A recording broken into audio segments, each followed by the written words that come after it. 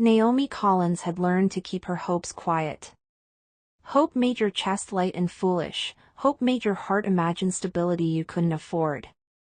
So the morning she walked into Maxi Enterprises, the only company that had bothered to call her back, she kept her expression smooth even as her pulse rattled like loose coins in her pocket. The elevator doors slid open. Immediately, a voice thundered from down the hall. "You're fired!" A man in a wrinkled shirt stormed past her, clutching a cardboard box, muttering under his breath. Naomi stepped aside quickly, swallowing the knot of anxiety rising in her throat. This wasn't a good sign. Actually, it was the worst sign. She adjusted her blouse, smoothed her skirt, and inhaled. She needed this job. She needed it more than pride, more than comfort, more than fear. New York rent was a storm that didn't care how softly she knocked on opportunity's door. She found the door marked Max Good, CEO, and forced her hand to lift. 3 knocks. "Come in." His voice was low, precise, with a kind of cool authority that made the room seem colder. She stepped in. The office was stunning, glass walls, clean lines, the skyline spilling into the room like a private display. And in the center of it, standing behind a glass desk, was Max Good. He looked nothing like the rumors, he was worse. Sharper. Colder. Too handsome for the danger in his eyes. Gray eyes. Focused directly on her. He didn't speak. He just looked. As if scanning her for flaws. As if expecting to find one immediately. Naomi straightened, meeting his gaze without flinching. Finally, he closed the tablet on his desk. Naomi Collins. "Yes," she breathed. "You're early." Not praise. Just a statement. A test. "I thought it would be better than being late." Something flickered in his expression, amusement or approval, she couldn't tell. "I hope you can handle the role," he said, voice cool. "I don't tolerate disorganization or excuses." "I don't make excuses." He stared at her again. Longer this time. She felt the attention like a touch, unwelcome, searching, assessing. Not flirtation. Something more guarded. Tense. "Good," he said. "Your desk is outside. Let's see what you can do." He dismissed her with a nod, already moving toward a stack of contracts. Naomi walked out, heart tight. She needed to be perfect. Working for Max Good was like trying to decode a locked vault that stared back. He was meticulous. Sharp. He spoke in clipped sentences that managed to feel like orders even when they weren't. And yet, he watched her. Not openly. Never long enough for it to mean anything. But she felt it. The weight of his gaze lingering after she completed something, the silent evaluation whenever she walked into his office with files. He tried, desperately, to remain detached. But there was a shift. Soft, nearly invisible. He stopped double-checking her simplest tasks. Stopped nitpicking. Started trusting her without admitting it. The tension didn't fade, it settled into something quieter. Something warmer. He would ask for a document and she would already be holding it. He would need a schedule adjustment and she would have anticipated it. And each time, he looked at her as if this competence irritated him. As if he didn't want to be impressed. Because being impressed meant lowering walls he'd fortified for years. For Naomi, the imbalance was dizzying. He didn't know she sometimes skipped dinner. He didn't know she worked late partly because she needed the office heating more than her half-broken apartment radiator. He didn't know this job was the only thread keeping her in the city. Or, maybe he did. Because one night, when the office had mostly emptied and she was finishing a report, he appeared beside her desk. "You're staying late?" She opened her mouth to offer professionalism, just finishing tasks, but something in his tone stopped her. For the first time, he sounded human. Almost concerned. She nodded anyway. "Just a bit." He studied her. A long, unreadable look. The next morning, a quiet email from accounting informed her she had been assigned a performance-based stipend adjustment. It was a raise. A significant one. He never mentioned it. She never thanked him. But when she passed him in the hallway, he gave her the smallest nod, almost imperceptible, as if acknowledging a secret between them. A month into the job, he told her they were traveling for a conference. The tension didn't disappear on the trip, it thickened. He walked with an elegance that drew eyes everywhere they went. She tried not to notice. He pretended not to see the way others noticed her, too. The shopping he arranged for her was silent and precise. He never entered the boutique, but everything fit her perfectly. Almost too perfectly. He didn't say why he did it.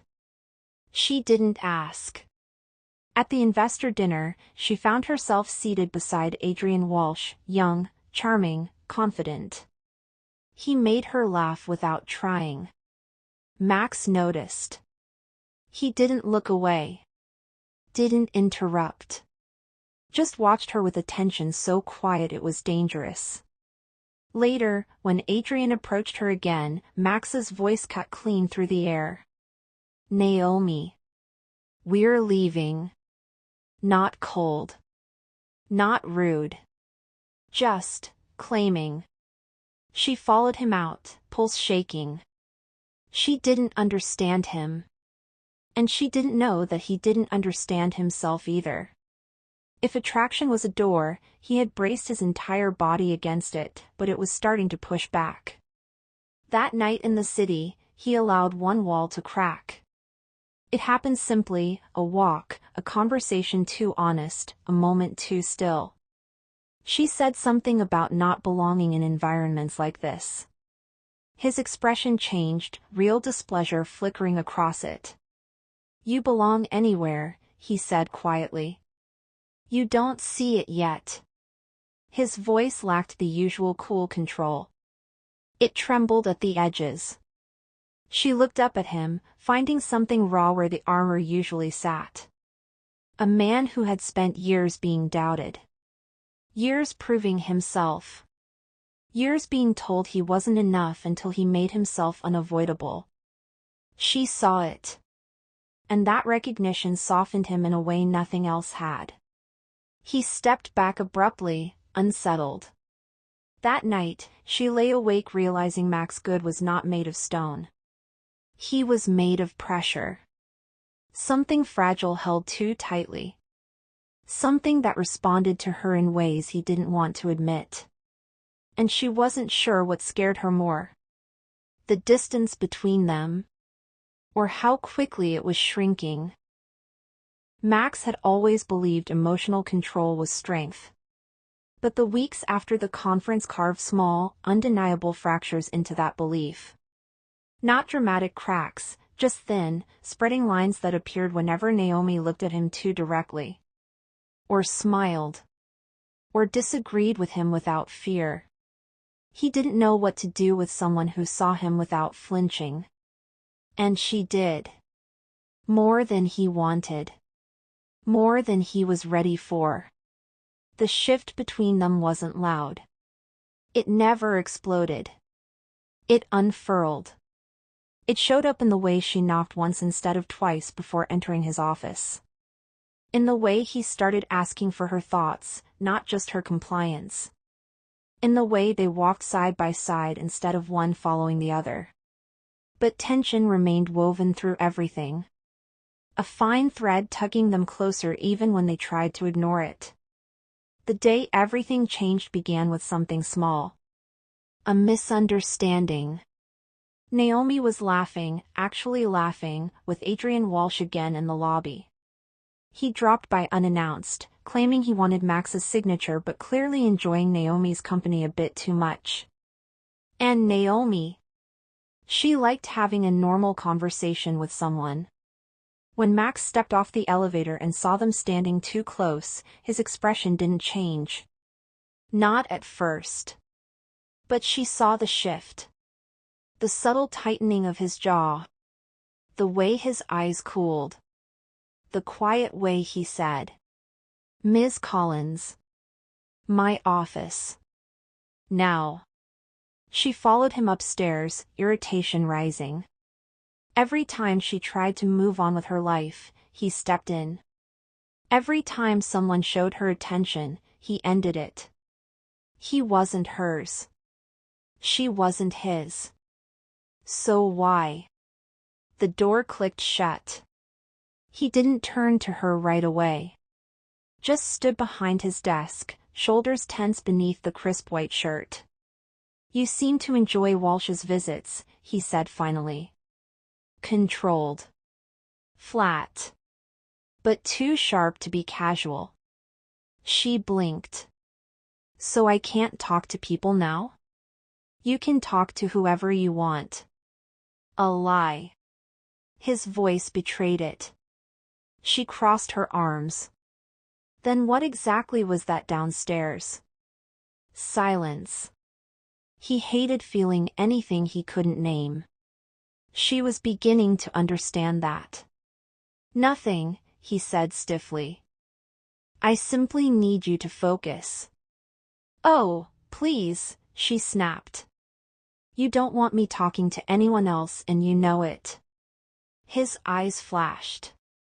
A rare break in composure. "And what if that's true?" The words escaped before he could stop them. She froze. He hadn't meant to say it out loud. He hadn't meant to say anything at all. He hadn't meant to let the jealousy he'd swallowed for months spill over. He exhaled, closing his eyes for half a second as if furious with himself, then turned to leave the office, to escape the moment. But Naomi, infuriated, confused, shaken, followed him. Down the hall. Around the corner. All the way to the door of his private suite.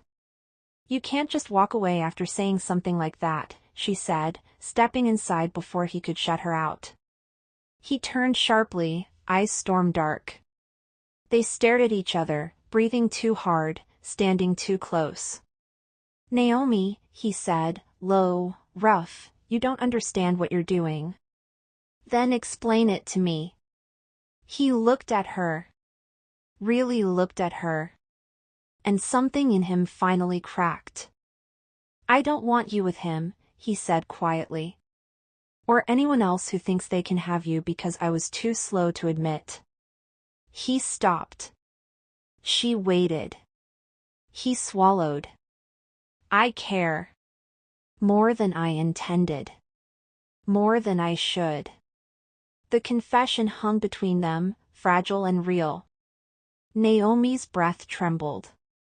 For months she had thought she was imagining things. Twisting glances into meaning. Filling silence with fantasy. But this was not ambiguous. It was a blade slicing straight through the tension they'd both been avoiding. "I shouldn't feel this way," he added, voice shaken. "You work for me.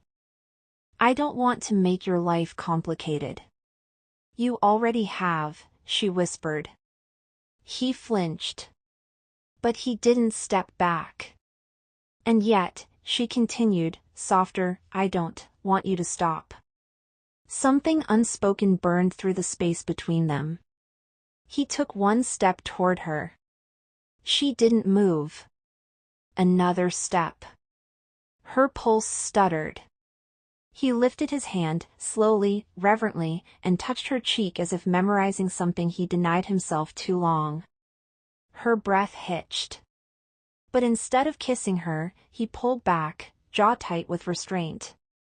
I want you, he murmured, but I won't take advantage of you.